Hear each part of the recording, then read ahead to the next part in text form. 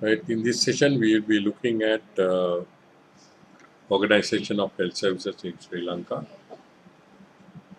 We will look at how it has developed, historical developments over time from the past, and what are the current stages, issues, and challenges, and then what are the policies and strategies that are in place now for the implementation of the healthcare delivery system in Sri Lanka, and look at very broadly detail the healthcare services in Sri Lanka. Right. So we have what is called a pluralistic healthcare system. Not only one system, there are many systems. And it has evolved over time. Right. Now, indigenous system that is in the country, where they say it is more than 2,500 years ago. The system of medicine was there in the country, and then Ayurveda came during 300 BC from India. And then with the what is important about 1505, 1505, Portuguese came to the country. They took over. With them, they thought that the allopathic system also came to the country. So the allopathic system has come with the Portuguese invasion in 1505. So even in the when you look at the historical, there's evidence even now itself.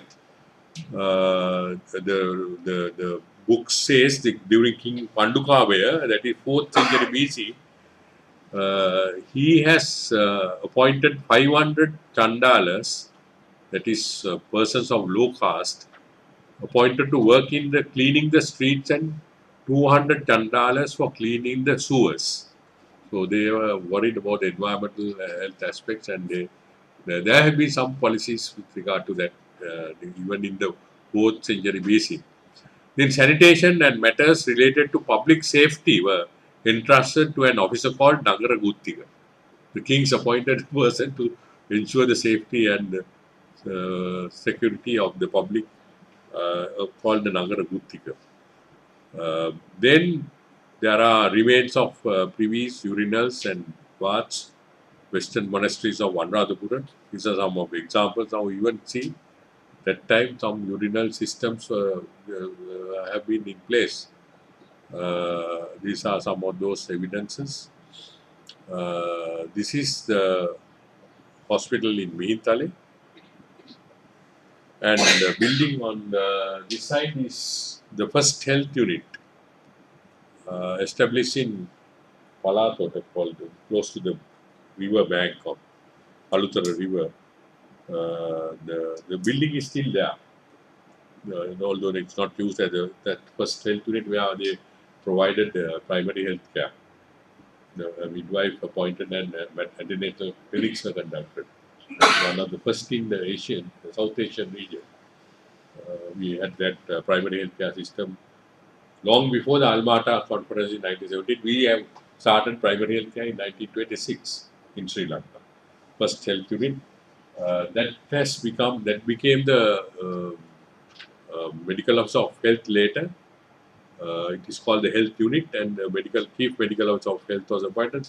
Then they shifted the location to Nagoda, and then they developed it to what is called the Institute of Hygiene, where training of these PHIs and the midwives were done. It was a training center. The health unit was upgraded to a training center. It's called Institute of Hygiene. Then in the 1979, they further elevated, and it is now called what? What is it called now? This health unit is called now what?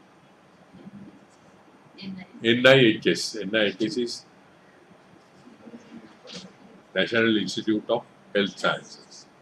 It has a field practice area. The services are provided with the staff, and also training of these primary health care workers, the MOHs, the midwives, and the PHIs, and others are trained in this center, National Institute of Health Sciences.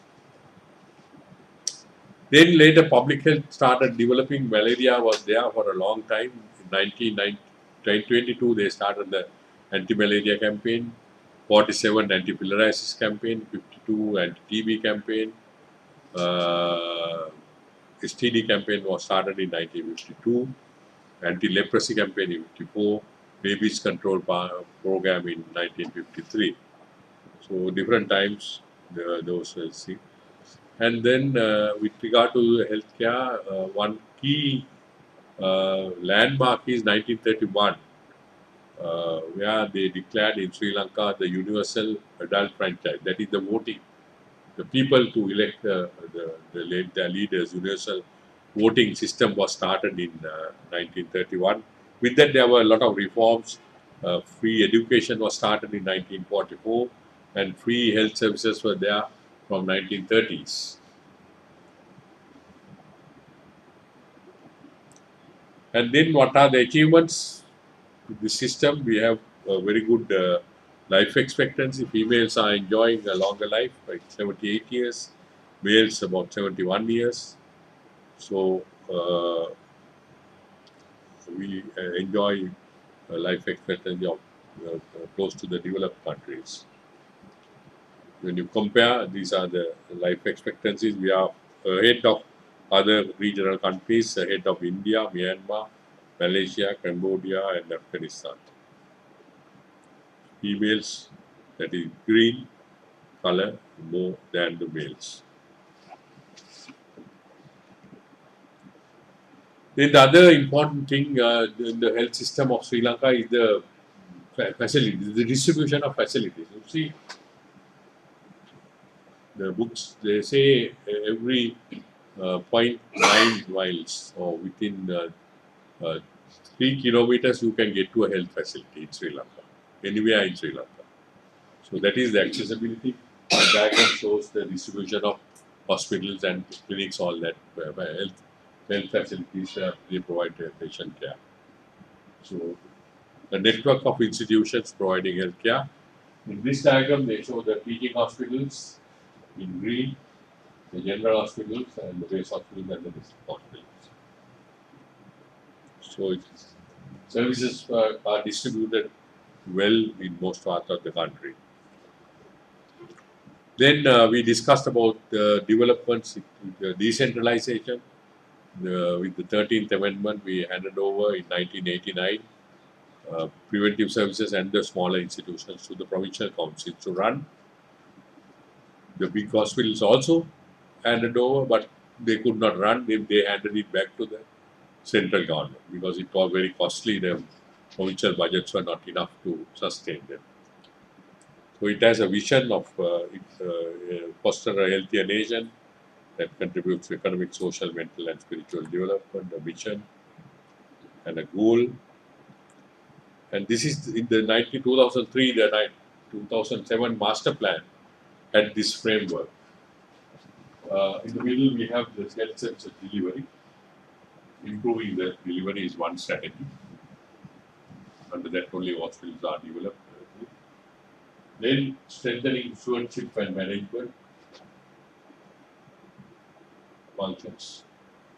That is the ministry that will be strengthened to manage the whole affairs, stewardship, leadership, and that is there. Then we need to improve the human resource development and management.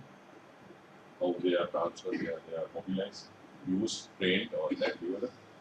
And then improve health financing, allocating the resources and utilization of services. And above all, most important is strengthening the individual, household, and the community actions for health. That is becoming more and more important. Why? Why? More than everything, this is becoming more important.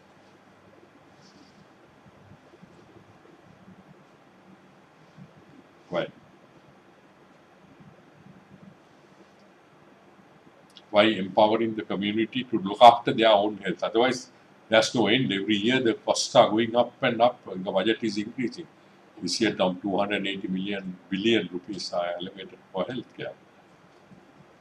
Started with 30-40 billion, and now every year, last year it was 200, year before it was 189 billion. So every year it's going up. Where do we end up? The costs are going up. Why the care needs are going up? Yeah, mostly because the non-communicable diseases are increasing. Communicable diseases, of course, you treat them, that's enough. Non-communicable diseases, you have to treat them for life. Heart disease, diabetes, eh, those you have to be so more expensive and more chronic diseases. People are getting older, more chronic diseases. How can you, what are the causes of those diseases? Communicable diseases, straightforward, it's the germs, those parasites. We have antibiotics, kill them, and then it's over. Here, it is the people. People. We have behavior of people. What they eat, whether they smoke or not, whether they take alcohol, and all that. Whether they how much exercise they do. Those are all behavior. So, if you want to prevent, it's you have to empower them. See that they behave according to these things. They have a good diet, low carbohydrate diet, balance that, and then have adequate exercise, stop smoking, all that. Is empowering the community. And if we have to educate them and these things to look after their own health, that is very important. So those are the five strategic, for 5 areas. There are broad objectives: improving the services, empower the community, improve the health finance mobilization, strengthen stewardship and management. Right. Okay. So let's look at under this framework how is it is organized. The healthcare delivery system is organized in Sri Lanka. What are the sectors that we have? Broadly, we can divide into, yeah,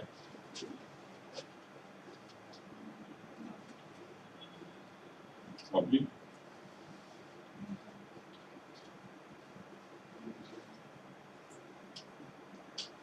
private.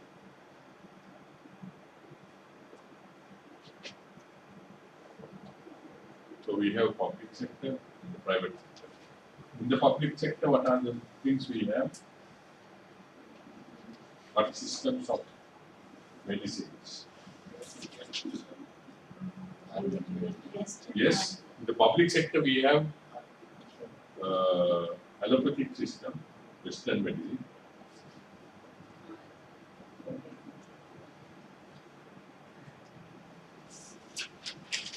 What else? Yeah, indigenous Ayurveda we have in the public sector. So public sector provide health services both in allopathic as well as indigenous system. Ayurveda, private sector. Private sector also has private GPs, private nursing homes, private hospitals, practicing Western medicine, as well as there are private Ayurveda practitioners as well as private Ayurveda hospitals. So this is also. Are there anything else? Huh? Are there?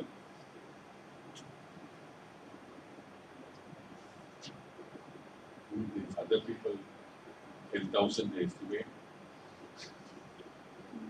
Facts, practicing in the private sector. They are also providing some sort of yeah.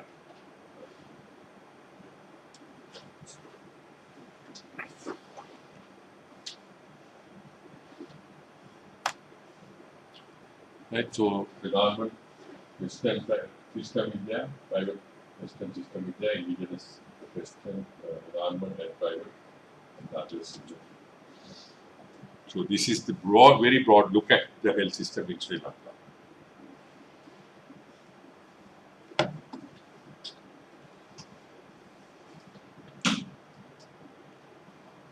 Then the government health system, how is it organized? Who runs the government health sector? The Ministry of Health. And under that, there's also it is amalgamated. There's no separate department. Department is part of the Ministry of Health. Then we have the provincial health services. Who runs that? There are separate provincial ministries of health. There are provincial ministers of health.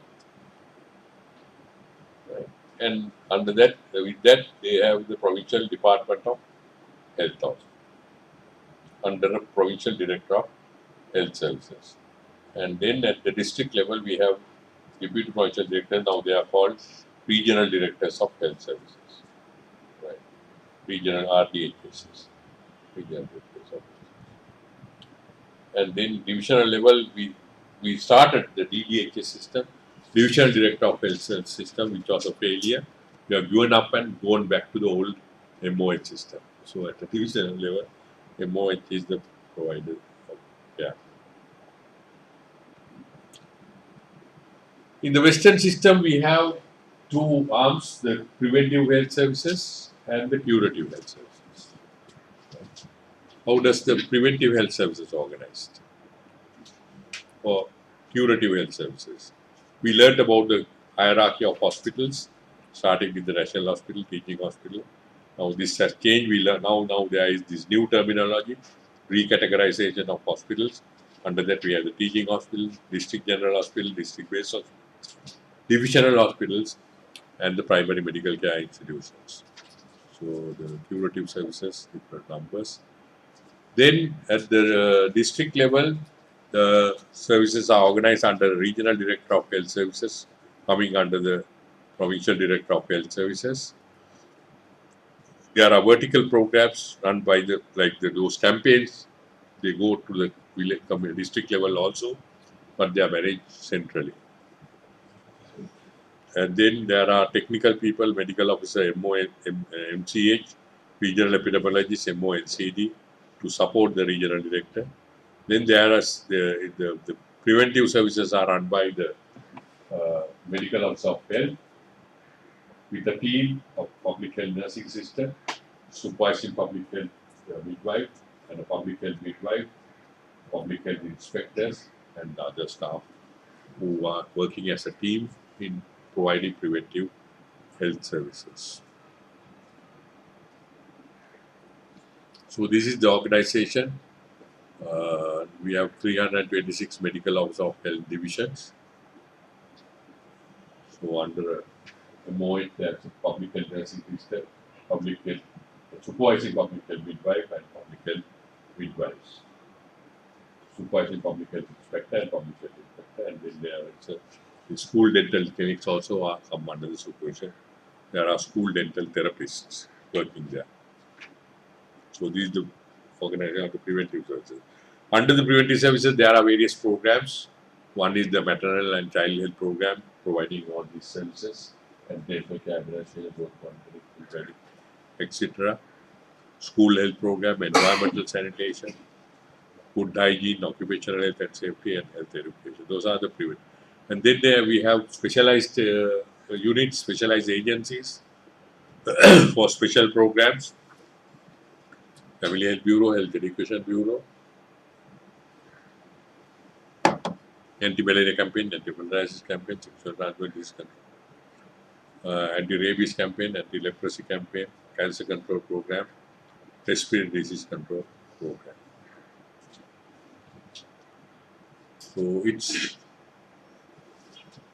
globally they'll talk about our primary health care system, where for each 3,000 population there is a midwife who provide house-to-house care and clinic care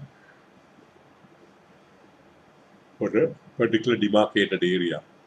And then the continuous care for the mothers from their pre-pregnancy stage, they are cared by the field midwife, and then in the hospital, cared. Most of the deliveries now happen in the hospitals and other services. So these are preparing pregnancy care. A lot of care is given to the mothers before the pregnancy. Then during the antenatal care, what are various interventions are there to see that, and then so they are ensuring a safe motherhood program, and under that they are now strengthening the emergency obstetric care, setting up in few hospitals, and also strengthening the neonatology ICU care for neonates also. And then ensure 98% of the mothers deliver in the institutions. Then they are provided also postpartum care by home visits by the midwives, right? So there's a lot of caregivers to the mother in Sri Lanka. Different categories of staff. Now this is much more. This is some time back. Then vaccine preventable diseases. 86 smallpox immunization was started. 49 BCG, 61 triple immunization, 62 oral polio, 63 BCG for newborns, 69 tetracycline for pregnant mothers. Then the EPI channel program came in 1978. Measles vaccination was introduced in 1984. Then we have achieved universal childhood immunization in 89-90 with 80% more than 80% coverage of all infants. In 91, the toxide 5-dose schedule was for pregnant mothers was introduced.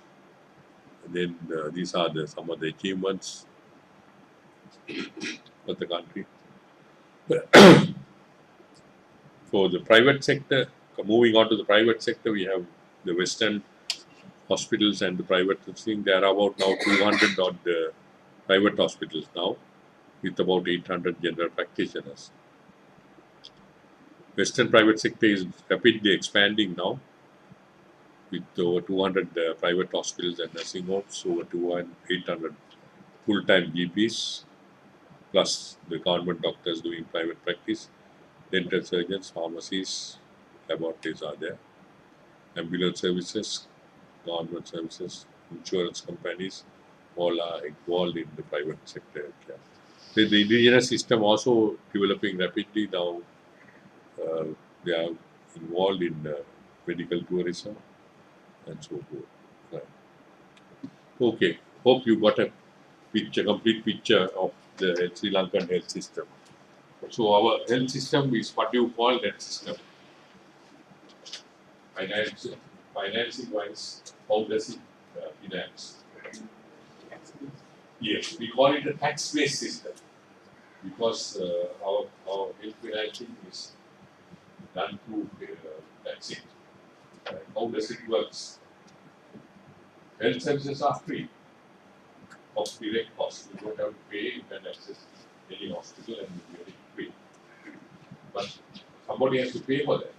Who pays for the government health services? Who gives the money? The treasury, the ministry, the treasury. Treasury from where do they get the money? The public gives. Public by way of taxes. There are direct taxes to people who pay higher income, they pay taxes based on their income. Other people pay indirect taxes. You buy a toothpaste, you are paying some taxes, few cents, added to the price, River Brothers collected, and they say pay taxes to the treasury. So that's how the money is collected from the people, and that money is put into providing free health services to the people. So it's called the tax-based system, and we have achieved what is called the universal health coverage. That means everybody is accessible to that free health care. So we look at the other systems of medicine in other countries and right now those are not tax-based systems, tax-based system. Some are financing